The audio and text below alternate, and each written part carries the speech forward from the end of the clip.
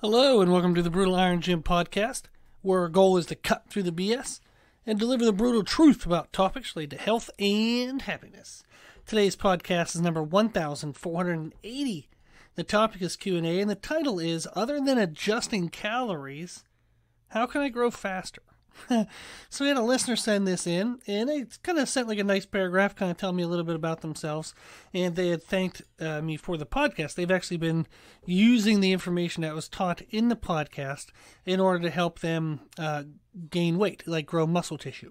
So they said that they've been kind of pushing hard for the last 6 months, and they've gained 20 pounds, and they feel like it's pretty lean.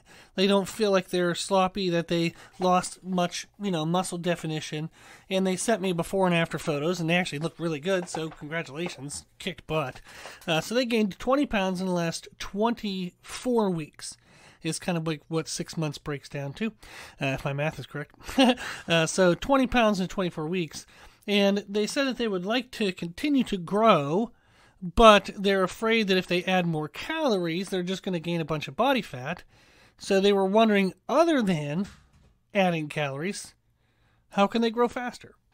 So I thought this was pretty cool. I thought nice topic. I like this kind of stuff. So they started at 170 pounds. They're now 190. And they want to compete, but they're not in a rush to do so. They want to get on stage. They're thinking about like men's classic physique. And they kind of like the look of that. But they're not in a rush. They want to make sure that they want to build as much muscle as they can. And then when they diet, they look full and they look good. They don't want to get on stage kind of too skinny. So I was like, okay, I can understand that. If they have the patience to do that. Some people like to compete quick, see if they like it, see if that motivates them, and that's totally fine as well. So it's kind of like whatever fits your personality is typically going to be the best thing to do. Now, what can they do? So let's go through this list. First of all, the first note I made was be patient, because you're actually kicking ass. So to gain 20 pounds in 24 weeks and have it be as clean as they did, like seeing the photos, they're doing a great job. So keep doing what you're doing, and you'll keep getting what you're getting, and it'll keep going up. It does make sense that there are lulls when our body gains. Like you might gain quickly for a certain amount of time, then it drops down for a little bit, then it goes up for a little bit. Our body kind of always travels through a little bit of plateaus. That has to do with hormonal changes, stress changes, life changes, a lot of things. So it's not uncommon that there'll be phases to growth. Same is true of fat loss, just anytime you're trying to change your body. So the other things we look for is nutrition. What I told them to do is be mindful of their distribution. So they said that they were counting calories and tracking protein, but they didn't mention whether they're distributing that stuff out evenly throughout the day, like we talk about the thirds. So we have a podcast that we talk about this all the time in probably every podcast. So, but there's a lot of good content in our podcast about nutrition and how to do all that. So podcast 1232 is the basic one that I send everybody to, and it's titled Start Here. And it talks about once you have calories and protein accounted for, the next thing would be to for distribution. Now, I touched on this actually a little bit a couple podcasts ago in podcast 1477. I talked about a pretty in-depth nutrition program of somebody who's eating to try to do this, like to gain muscle in a lean way. So you can check that out as well. But what we've talked about before for distribution was calories is a normal way of life. Calories should be distributed kind of by thirds. So the first 5 to 6 hours of the day, you have a third of your calories and protein. The next 5 to 6 hours of the day, you have the next 1/3 of your calories and protein. The final 5 plus whatever hours you're still awake for, you would have the final 1/3 of your calories and protein. Now, that's just a good general way to live. That's not necessarily like the best way to grow. That's just baseline. Now, the best way to grow would be to emphasize the third of the day that your workout is in. So if your workout's in the first 1/3 of the day, you might want to push more to having half of your calories and protein in that 5 to 6 hour kind of block, that time block, and then only like maybe 25% and 25% in the rest of the blocks of the day. If you work out in the evening, then you could have, and there's tons of variability to this, depends on how lean somebody is and and whatnot, but you would have like maybe a 25% of your calories and protein in the first 1/3 of the day. Then for some people, if they have body fat concerns, I tend to tell them to push the remaining amount of the day kind of 50-50. So in the middle third of the day and the final third of the day, rather than piling half of your calories and protein into only the final third of the day, if you work out in the evening, you can kind of take those two blocks and kind of divide them up 50-50. So we have a little more calories earlier in the day to fuel the workout to be great, and then you don't need to force in as many right before you go to bed. So there's a lot of ways to kind of distribute that out and kind of break that out, but that is something that he would want to be mindful of, is when am I having my calories? Remember that you build protein, like you build muscle tissue all day. So you have to have protein in your bloodstream kind of all day to be maximizing muscle development. So you want to be eating at worst evenly throughout the day. At best, you want to emphasize the time around your workout. The other component is just food quality decisions. So again, we talked about that in that recent podcast, number 1477. But you want to avoid sugars other than around your workout time. So an intra-workout drink is actually a really good idea. Big fan of them. I do them all the time. Is just drinking some kind of carbohydrates like sugars with protein, whey protein intra-workout. That helps you get more calories around your workout time. It helps you give your body the calories it needs when it needs them, the macros. So protein to build the muscle tissue, carbs to fuel the workout. Now that also helps you just not have to eat so much before or after, which helps with digestion. But other than the sugars intra-workout, it would help to reduce sugars away from the workout. So that way you don't have a huge influx of calories, like nutrients, coming into the bloodstream. And then if you're not busy at that time because you're not working out, the body doesn't know what to do with it, and it might store some of it as excess body fat. So it's good to be mindful of the digestion rate of foods.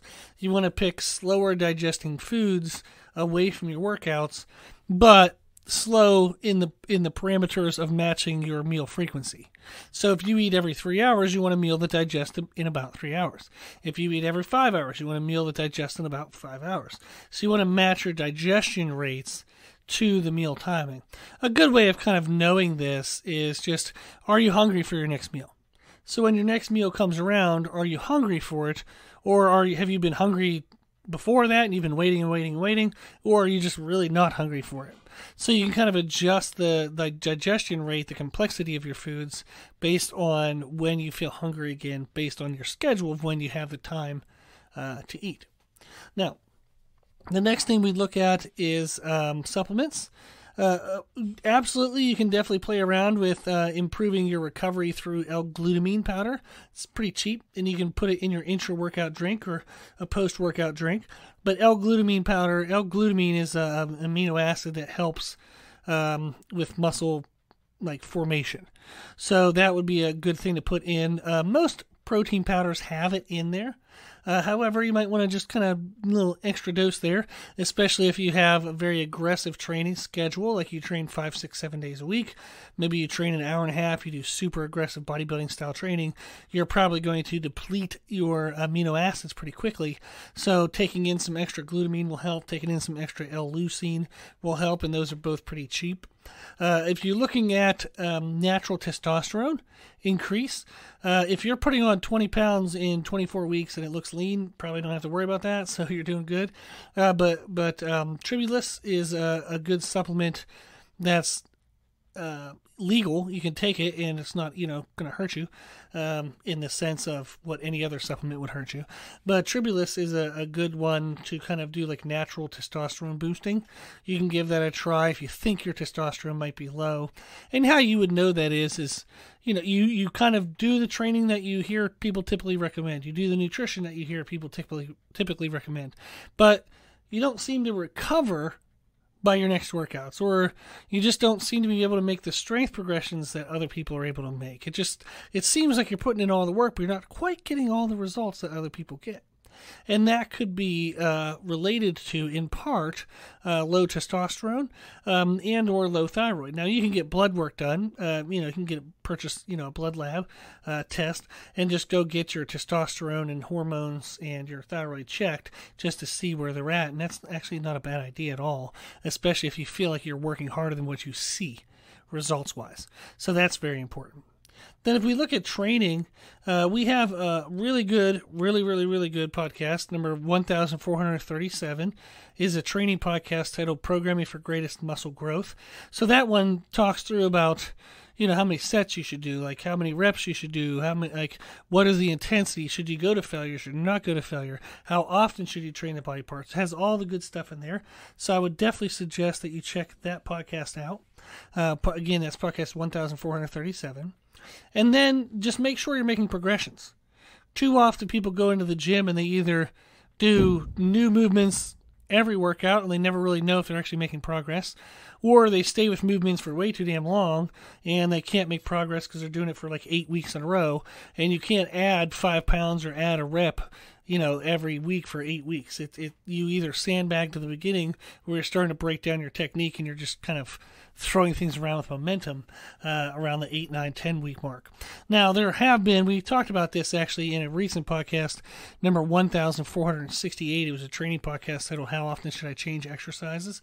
You might see people who stay with exercises longer, but there are certain situations, like if they're a strength-based athlete, maybe they don't care about muscle tissue development, so they're not looking to change exercises based on muscle tissue development. They're changing it based on strength.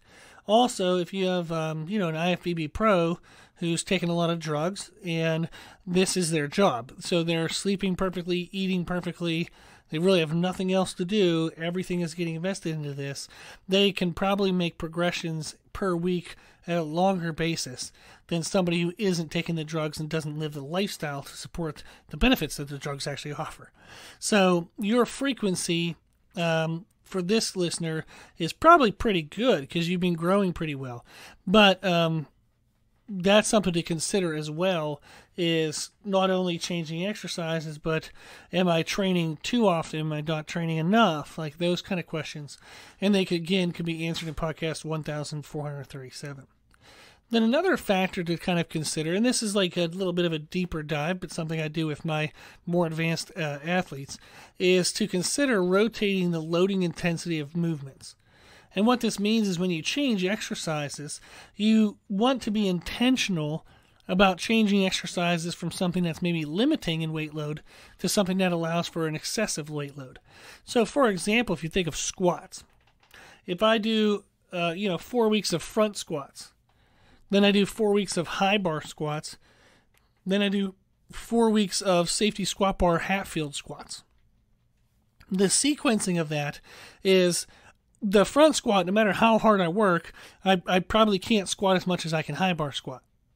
And then high bar squatting, no matter how hard I work, I probably can't squat as much as safety squat bar or Hatfield squats. So if I were to rotate from those, from one to the next, I'm actually progressing my weight load intensity just by simply changing the exercise. So I'm forcing a progression of weight load into the muscle tissue, even if I can't actually do that with a singular exercise. Just by changing the exercise, I'm able to use more weight and therefore I can get more stress.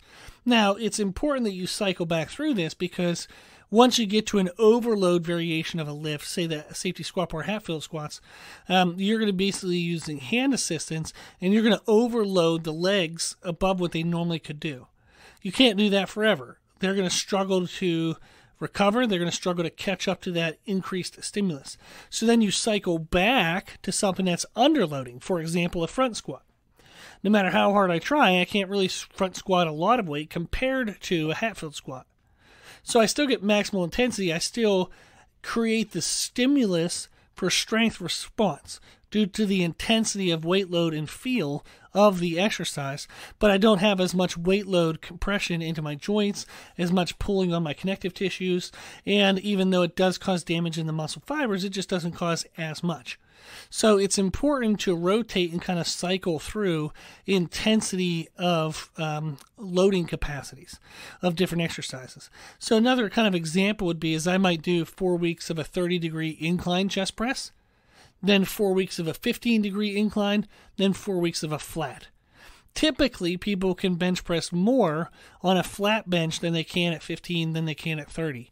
So again, you're starting with the weakest of the three, then the middle, then the strongest. Now you can cycle these through. Typically, it's not a good idea to have everything be light at one time and everything medium at one time and everything heavy at one time. So it's better to kind of alternate and rotate through. So you might have squats, going from underloading, normal loading, overloading, but your bench might be normal, over, under, and then your deadlift might be over, under, normal. So you it's called undulating periodization. There's a bunch of weird terms for all this stuff. But you can cycle through the intensity loads of exercises. Now, I do this all the time for clients so I can manage their recovery between new programs. I don't do deload weeks with clients. I would if it was necessary. And, every once in a while on a blue moon, somebody seems kind of beat up, so we just go ahead and we do reduce the intensity for a week. But we often, I don't pre-program or pre-plan deload weeks because you're just throwing away a week of progress. If you properly manage the intensity per 4-week rotation of programming, you don't often need a deload. Now, and it's something where I've been doing this for 20 years.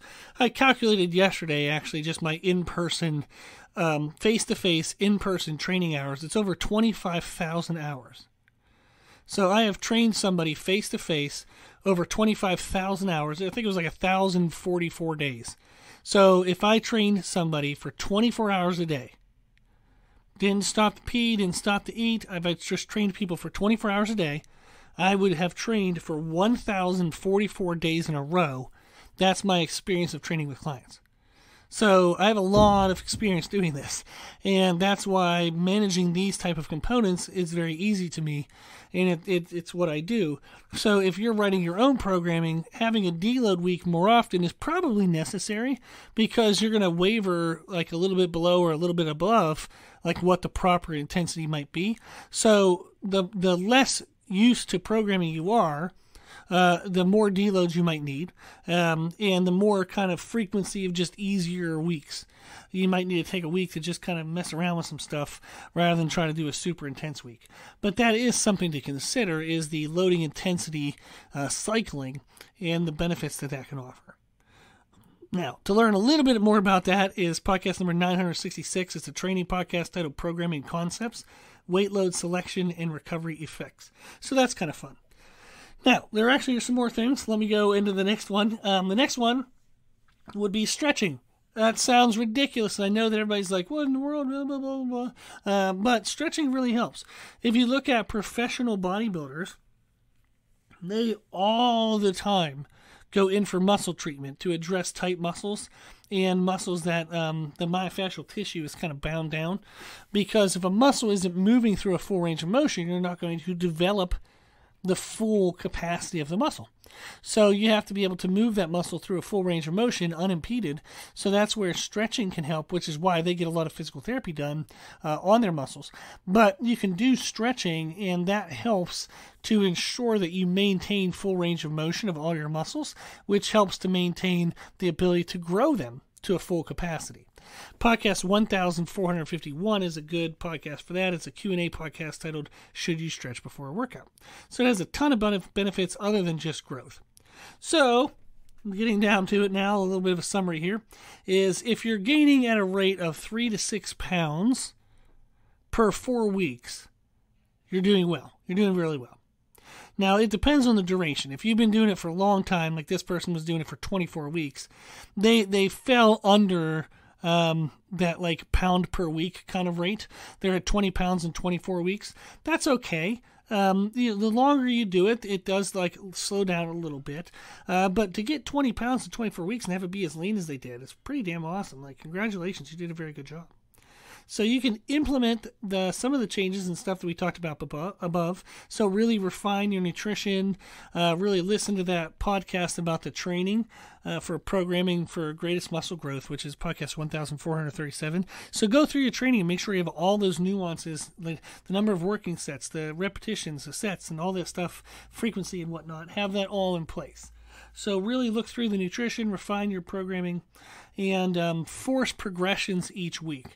And then when you can't progress on a movement, switch to a new movement.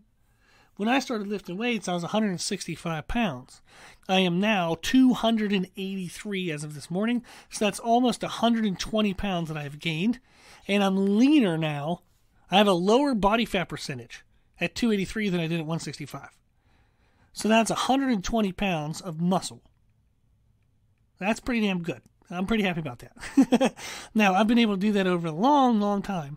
But in order for that to happen, I just continue to refine my nutrition, continue to refine my training elements, and then I forced progressions on movements when I repeated the movements. When I felt like I couldn't force a progression, I moved on to something else. So it can be done. You absolutely can keep gaining the way you're gaining through other methods than increasing calories. So listen to all the podcasts I mentioned. Hopefully they'll all help. If you want more fine-tuned help, we do have our online training service or online client service. So you can sign up for a month or so and then take it on your own and kind of run with the tweaks that we make. But I'll help you make your changes to your nutrition and training as we would see that they might be needed. So if you're interested in that, you can check out our website, www.brutalirongym.com, or you can just shoot me an email at brutalirongym@gmail.com. I appreciate everybody who listens. I hope that you get a lot of information. Maybe it's overload too much sometimes, but I do hope that it's good information and it's digestible and usable for you. So listen to those podcasts, try to make those changes, or reach out if you need some help. If you like our podcast in general or today's podcast, please share the podcast. If you share it on social media, that reaches the most amount of people, but you can even just share it with somebody if they have a question about training, question about nutrition, healthy, anything with dealing with a healthy lifestyle. Tell them to send us an email, and I'll make them a podcast. That's a pretty fun way for them to get introduced to the podcast. Also, thank you to the people who donate to support the podcast. The podcast is well over $1,000 a year for hosting costs. I give an hour to it every day, and I want to keep it for free, and I will. So the donations go a long way to help covering some of that cost. I really appreciate it. You can donate at our website, which is www.brutalirongym.com. There's an option there for a one-time donation, monthly donation, yearly donation. Cool. If you like the information we share in the podcast, you can find more from us on our social media channels on Instagram, Facebook, Twitter, and YouTube under the name Brutal Iron Gym. If you have any questions, feedback, suggestions, anything that you want to know, let us know at our email, brutalirongym@gmail.com. As always, I hope this was helpful, and thank you for listening.